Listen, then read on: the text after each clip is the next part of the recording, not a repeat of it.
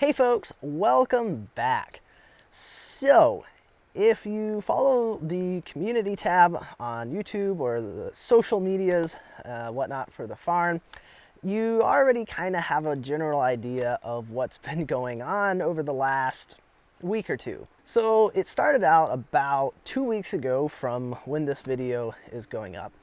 And my dad got in the skid steer and was heading up to the very back of the farm, all the way on the other side of the MVP right of way, and he was going to do a little bit of brush clearing. Now I was getting on towards late afternoon, early evening, something like that, and I get a call from him and he says, "I got the skid steer stuck." Now that's pretty tough to do because of course it's got tracks on it and it's a really capable machine, but he says, "I got it stuck." He says it's sort of tipped a little bit and I can't get it out. So I wasn't out at the farm at the time, so I drove out here, got on the Massey Ferguson tractor. It's a little 35 horse, and I drove that up to the back, and this is what I saw. Now, obviously it became very apparent very quickly that I was not going to get this thing unstuck, back upright and up and out of there with the tractor. Now, at first, what we thought had happened is that he had ripped out like a cedar or a really big autumn olive, and there was a little dip there, a hole in the ground, and that somehow he missed it and kind of drove into it, and that's what tipped the skid steer over. And we really couldn't see a whole lot with the way it was, but we kind of fussed around with a little bit, and then it started pouring down rain, so that was all we got done that day.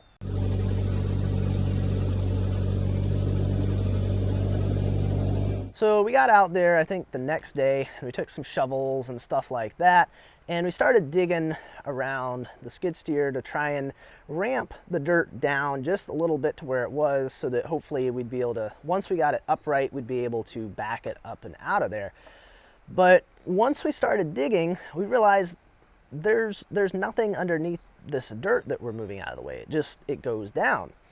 And the more I looked at it, the more I started to realize that this wasn't where a tree or something had gotten ripped out. This was actually a sinkhole that had opened up. So at that point, we kind of had to start rethinking what we were doing, because we needed to fill in where there wasn't any dirt, so that way that didn't collapse down when we were trying to get the skid steer out. So we kind of had to chip away the dirt and then push that down into the hole and ramp it back. And once we got that kind of sort of done, we came out the next day. We brought a 10,000 pound chain hoist. So of course that's supposed to be used vertically. We were using it horizontally, but it moves stuff, it moves heavy stuff, and that's what we needed it to do. So we hooked one end up to a tree, the other end over the skid steer, and we were able to slowly pull the skid steer back upright.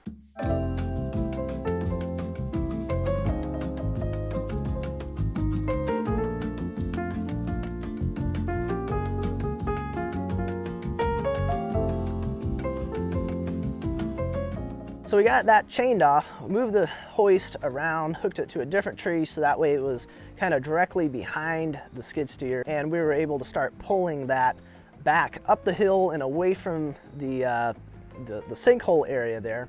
And part of the reason for that is that we needed the arms of the skid steer to be able to come all the way down so that we could get inside of it to be able to move it out, because as you may have noticed in the pictures, the arms were up when he tipped over. So once you tip it up, it very slowly starts coming back down. Really slowly, but it does. So we needed to get it to a place so that as those drop down, they would be able to go down low enough that we can open the door on the front to be able to get in.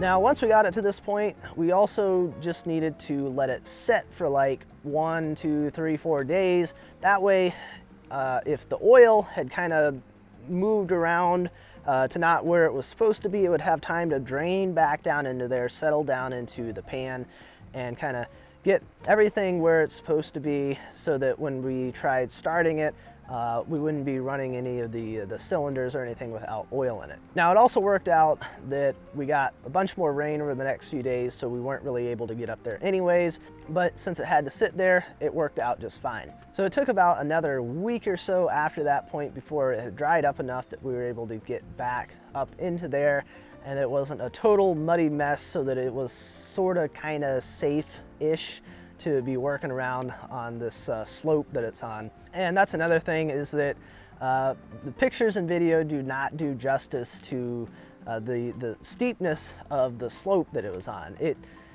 really doesn't look bad in any of those, but it had a pretty good slope going on it, which made it all the more challenging to try getting this thing moved out of there. Now, we really had no idea if anything had gotten damaged or if fluids had swapped around to where they weren't supposed to be in there. So when we started it, we were paying really close attention to see if there was anything that shouldn't be going on.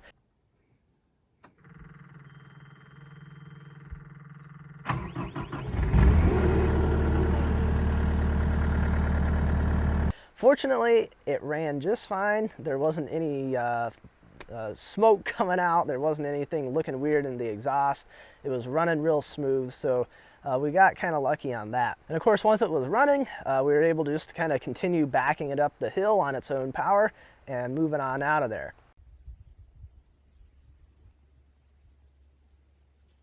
Now, of course, having this week and a half or so where the skid steer wasn't available has kind of messed up the flow on some of the other projects. So we may have another week or two here over the next few weeks where we don't have a video just because I haven't been able to work on some of the projects without having the skid steer. But anywho, there's a lot of things that you can plan for with a farm. You know, equipment may break, you'll have animals that get sick, stuff like that. But sometimes you run into these things that just, it's not even remotely on your radar at all, like a piece of equipment falling into a sinkhole. You know, you just, it doesn't even cross your mind that something like that's gonna happen, but you know, here we are. So hopefully you guys got some sort of entertainment from this video. Hopefully this video doesn't ever have a part 2 to it, but you never know, because you don't really know where the sinkholes are until they open up. So you never know, we might see a sequel to this video sometime down the road as we do more clearing over here, but I really hope that we don't. So anywho, that is going to be it for this week's video. As always, I appreciate you guys watching, and I will see you next time.